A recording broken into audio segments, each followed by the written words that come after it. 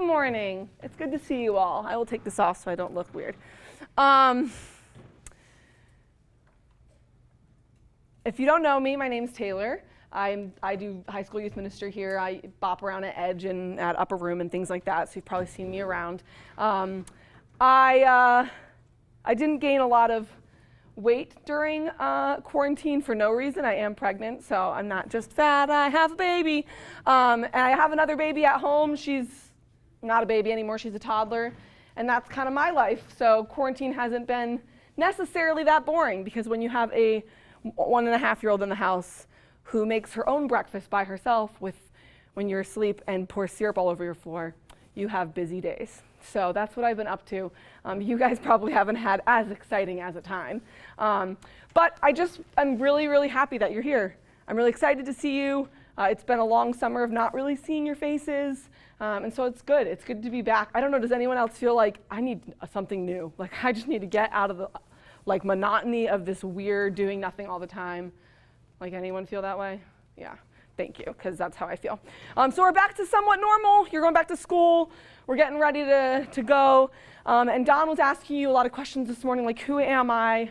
Or why are you here? Why are you here? Why are you here? And you're here for confirmation, right? Because you want to get confirmed.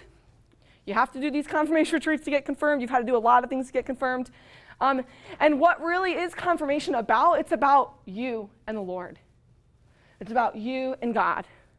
It's not about everybody else, not about your parents. This is a you decision, right? You are old enough to make that decision to say, you know what? Being Catholic is important to me. Getting that grace that Father Chris was talking about that empowers him to live out his life for God every day, that's important to me, and I want that. I want to show up to my confirmation and to make that stand and to say, yes, Lord, I'm going to follow you. And so what do we need to do in order to get there? Right, we need to know two things. We need to know who we are, and we need to know who he is. And who are you? Who are you, right? And that's probably not a question that you sit around and ask yourself, like, who am I? It seems a little maybe some of you are really super philosophical and you do that. But how we often ask that question to ourselves is, what's my identity? Who do I fit in with? You know, at middle school and then you're going into high school, a lot of it can be, you know, who you're involved with, what kind of sports you're involved with, what kind of clubs and activities you're involved with. You know, you join the football team, you become a football player. That's your identity. That's who you are. You're great at football. People know you. You have great stats. You have a great highlights reel. Or, you know, you join the orchestra or the band or the choir. You become a musician. It's a part of your identity. It's part of who you are. You know, you start playing video games. You become really good at them. You become a computer geek that wears Cloud9 stuff all the time. I'm kidding. I love Craig. So you know, those things that you do, they become part of who you are, right? They become part of your identity. Unfortunately, it doesn't always feel that great still, right? We're still asking that question, who am I? You know, you try and act like other people. You try and act the way someone wants you to act. You try and fit into a group. Think about it. Have you ever felt self-conscious in your group of friends? Maybe because you don't dress the same way as they do, or you don't act the same way, or you don't have enough good personality traits. Like, you're not the main character in your friend group. You're like the side character, and you're just like watching everyone else's lives, like, when's mine gonna start? And you're trying to fit in, and you don't know who you are, and it's hard, and it sucks sometimes. And we pour our identity in these things, and we're trying to figure out who we are, and when we don't know who we are, there's a lack of self-confidence, right? There's a lack of the ability to say no to things. And when you do know who you are, when you discover who you truly are, you have self-confidence. You don't compromise your beliefs and your values to fit in, to be a chameleon with certain groups, right? When you know who you are, you're happy, and we were talking about that happiness earlier, and we want that, we desire that, we want to be content with who we are. I was a kind of a dorky kid. I tried a lot of different groups and a lot of different things when I was in high school. I tried to rock my, do people still wear Vans? Like the shoe? I tried to rock my like Vans with skulls and crossbones. Can you imagine me, right? Like my Vans with skulls and crossbones. And back when I was in high school, bell bottoms were still in. what the heck, I'm not that old, but I had big bell bottoms with like holes all down the side, and I wore my oversized Care Bear vintage hoodie. I looked so cool. I was not cool, guys, but I really was trying. And you might try to find your aesthetic. You're trying to be, I don't know, maybe you're an e-boy, maybe you're a soft girl. You're trying to find who you are, what your identity is, so you can put it out there and say, this is who I am, love me, accept me. And as Father Chris was saying, put me in a part of a group. I want to belong somewhere. Okay, so we look to the world. We're like, who do you say that I am? Is that where we find the answer? Does the world tell us who we are?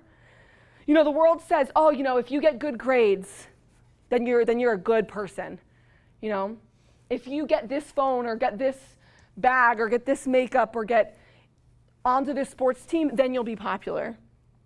If you drink and go to parties and have sex, then you'll be cool. Then you'll be happy. Then you'll be living out your true self. And we're looking to the world, we're like, who do you say that I am? Who am I? We look to our parents to tell us who we are, or our friends, or our teachers. And it's exhausting because we feel like we're constantly putting up an act, trying to figure it out, trying to fit in, trying to find where we belong, trying to find our identity. And I was involved in a lot of activities when I was in high school and middle school. I was in a NHS. You have an NHS Key Club. I participated in the musicals and the plays. I was in orchestra. I was a Girl Scout. I was on student exec board. I tried to do all the things. And I really loved it. I was happy doing all those things. I felt like people knew me. I felt like I kind of had a hand in everything in the school. And then I went to college and I really couldn't be as involved as I once was because it's just academically a little more rigorous. And so I didn't sign up for all the extras, right? All the extra activities, the sports, the things that I was really involved with in high school. I found that all of a sudden I was like, who am I? If I don't have those things, who am I? If I'm not involved in this and that and the other thing, who am I? And I had kind of like a little mini identity crisis. And maybe some of you have felt that way during this whole COVID thing, right? Maybe once everything was taken from you in March, you couldn't do the musical, you couldn't finish out your season, you couldn't play your instruments anymore with your groups, or you couldn't, all these things were robbed from you. And you sat down and you just said, what is even my purpose anymore? I'm not doing anything. All those things that gave me value, that gave me worth, are taken, and I can't even do them anymore. So who am I, really? And that's why we can't look to the things that we do to define who we are. Who we are is not what we do. Those are great, and those are a part of your personality and a part of how you're going to live your life. But when you ask that question, who am I? The only answer that is satisfactory is that you are His, that you are God's, that you belong to the Lord fully. Because that identity doesn't go away. No matter how many activities are stripped from your life, no matter how many plans are canceled, or no matter how many things are changed, that identity never goes away. You could sit in your room for 3 months and not do anything, and in the eyes of the Lord, you would still shine just as brightly. Because you are His and you are loved, and you were made for love to be loved by Him. This is incredible, guys. When we realize that our identity and our worth and our value doesn't come from the things that we do or the accomplishments that we have or what school we get into or what grades we get, when we realize that our identity is simply that I am loved by the Father, I am loved by the God of the universe, when we know that, that's where true peace comes. That's where true happiness comes. That's where true fitting in comes, right? When we know that we are God's, and that He thinks of us always, He thinks of you always. You were no accident. When we know that, it changes and transforms the way that we live our day-to-day life. It changes the trajectory of our path, our story. As Father Chris was saying, right? We are the main character. Each and every one of you is the main character in your life. Because God has written your life for you so that you can be loved by Him. And that you can take that love to others. I mean, think about this. God created the world. He created the universe. He created everything. He created a freaking sun that if you took an airplane and you tried to fly around the whole entire sun, it would take you 205 days in the airplane to circle it once. And that's not even the biggest star in the universe. The biggest star, if you got an airplane and you tried to go around the biggest star, the biggest known star, it would take you over 1,000 years to get around it once. Okay, God creates these massive, incredible things.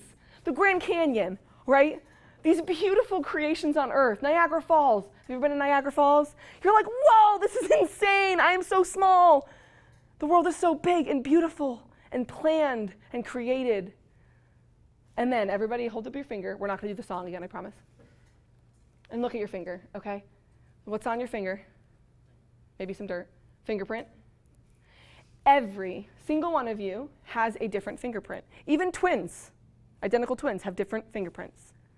And your fingerprint isn't, saved on a thumb drive and then used later once you die and a new person comes. No, every single person that's ever existed and will ever exist has a different fingerprint. You are absolutely created uniquely to be you in this world. And the world needs who you are. God specifically had you in mind. God specifically had you in mind. When God walked, when Jesus came to earth, right? When God became man and his name was Jesus, and when Jesus walked this earth, he thought of you. When he was, multiplying the bread and the fish